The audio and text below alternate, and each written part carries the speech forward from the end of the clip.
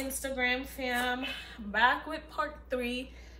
If you're wondering why I'm saying part 3, go back to check part 1 and 2, or you could just start at part 3. Doesn't matter, to be honest. But anyways, so yeah, so in part 3 I will be talking about basically the steps I think you can follow if you're looking or thinking about applying to the accelerated nursing program. Now, I have made a different video that goes a little bit more in depth into like sort of the things that you need to be able to apply to the accelerated nursing program. So I'll put the link up somewhere or in the description, so feel free to check that out. This video specifically, I'll just be covering like, because people have messaged me and they're like, Janice, I'm thinking of applying to I want to apply to the accelerated nursing program, like what should I do? Somewhat of a very vague question, but you know what, that's okay. I'm just gonna go through like, okay, you want to apply, what's next, like what are some things that you could do. Number 1, I will say, okay, you've decided to apply. First of all, figure out the country that you want to apply to. I made the first part of this 3-part series video. I talked about some of the differences between nursing in Canada versus the States. So make sure you've decided, where you want to do that accelerated nursing program, whether it's Canada or the States. First of all, figure out the country. Right? So let's say you've decided Canada. I mean Canada, I'm not going to speak to nursing in the States. So you've decided Canada. The next thing I will say or advise you to do is go to the internet, right? That is pretty much the source of all information these days. You want to Google or at least research the schools that offer the accelerated nursing programs. There are a number of nursing schools in Canada, but not all of them offer the accelerated nursing program.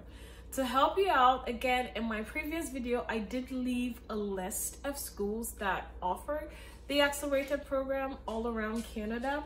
Now, the list may or may not be outdated. There's some schools that maybe have started doing the program. So again, it's not an exhaustive list, but it could be a place to start. So feel free to check it out just to have an idea. I'm just gonna play. Okay, back again. So where was I? Yes, okay. So yeah, check out the list for schools that, are offering the program. And then you would want to go, I know this sounds like a hustle, but whatever, you still have to do some research. Go to the website of those schools individually and look for the requirements of the accelerated nursing program. So like, okay, school A is offering accelerated nursing program. What are their requirements? Because there's some things that are similar to like most of the schools, but there are also some differences, and you want to find out, what those differences are. Like, what does school A want versus school B? The reason I also say this is because someone asked me, someone said, oh, join us, like there's so many prerequisites, like which one am I supposed to take? And I said, well, take the one that the school you want to go to is asking for. If you want to go to McMaster University and they're asking for XYZ, do XYZ. If you don't want to go to McMaster and you want to go to another school, do whatever they want to do. Now, the good news is that for the most part, most of the things that the schools require are that, like, most of the things that school A requires, school B also requires it. So that's why I covered it in that video. Most schools require anatomy, physiology, statistics. But it's very important that you go individually, because you will start to notice some differences that may or may not cater to you. So for example, McMaster University, as of this video, does not require anatomy. There are some people in my program who didn't do anatomy in their past life, or you know, in the past. And so I have a classmate who specifically applied to McMaster University because it didn't require anatomy and she didn't feel like going to pay extra money to take that course, and so she only applied to McMaster. Good news, worked for her. She's in the program. Doesn't always work for everyone. That being said, McMaster also requires some extra, you know, some extra things. So just find out what each of those schools want. You can sit down and with your computer, with a pen or paper, you can even make a list and just say, okay, Western University needs XYZ. McMaster University needs XYZ, blah, blah, blah, blah, blah. And then on your own, sit down and just look at yourself as a potential applicant and figure out, what do you have versus what you don't have? Like, have you at least completed a minimum of 2 years in a previous undergraduate degree? Newsflash, you don't need to have completed the full 4-year degree. Just 2 years is fine for most schools. Have you at least done that? Yep, check. When you did that, what was your GPA? Did it at least reach 3, which is the minimum for a lot of schools? Now 3 is the minimum, but I'm gonna be honest with you, a lot of the schools are competitive, that they're taking way above 3. Not to discourage anyone, but just straight out facts out there. What's your GPA? You know, okay, these are the prerequisites required. I don't have anatomy, but I have physiology 1. I don't have physiology 2. Figure out what you need, what you have versus what you don't have, and then you can make the list and say, okay, this is what I'm going to get. I've narrowed it down to this. I've narrowed the schools down. Another thing that you can explore while you're figuring out, I'm talking too much. I'm supposed to be cooking and talking. Anyways, another thing that you can figure out, or at least weigh in when you are looking into the schools, is tuition. And this is also a question that I've gotten a million times. So first of all, newsflash, just because a lot of people have asked me this, I don't know the tuition for these schools, and I'm not trying to be a pain in your behind, but the truth is tuition changes, like and I'm saying changes, but like, to be honest, like it mostly increases. It almost never decreases. And it's different for like each school. I'm not you know, a computer or database with like all the tuition. The tuition I paid, you know, for my first semester, it's not even what I paid, you know, now. It wasn't even what I paid my first semester was not what I paid my second semester. Okay. That's how much it changes. And then there's so many schools out there.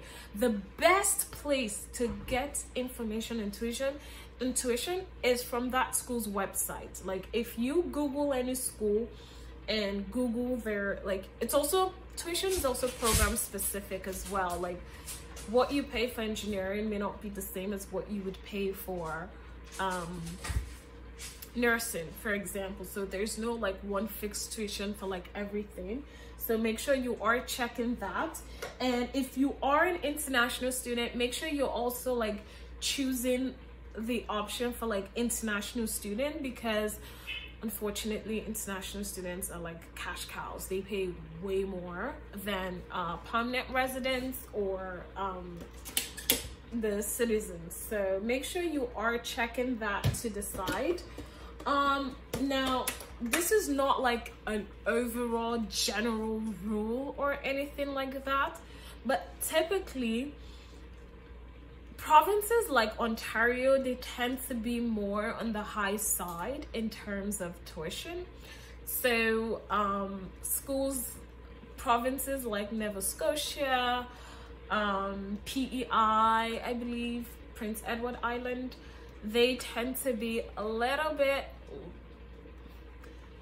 it's still expensive, but perhaps maybe not as expensive as Ontario. So again, you know, if finances is a huge factor for you, you can always explore those schools as well. Just do an overall search to find out what works for you. And yeah, so after you've checked the schools, you've done your analysis of what the school needs, versus what you have and what you feel like you can get, then you can go about, you know, making a well-informed decision. So for example, if your GPA is not even like close to a 3.0, perhaps your problem is not even the prerequisite courses. You need to address, number one, how do I get this GPA up? Or more importantly, is it even worth it to raise this GPA for the accelerated nursing program versus should I just go and do the regular 4-year program? So these are some things you need to be thinking about. If it's going to cost you, or maybe not cost, if it's going to take you like 2 years to get your GPA up versus, and also at the same time get your prerequisite courses before you start the accelerated nursing program, which is already mostly 2 years, that's 4 years in total. So perhaps maybe you should just look into doing the 4-year one. Or you can also look into that as well. There's no, you know, it's very person specific. What works for you may not work for the person next to you. So find out what works for you. But I feel like these are some of the steps that you can take to make, I don't know, a well-informed decision. So hopefully that helps. I feel like I was gonna say something else, but honestly, brain fatigue. I can't remember what I was going to say. But I think these are pretty much the steps. Hopefully it helps someone who's lost, or at least doesn't know where to start.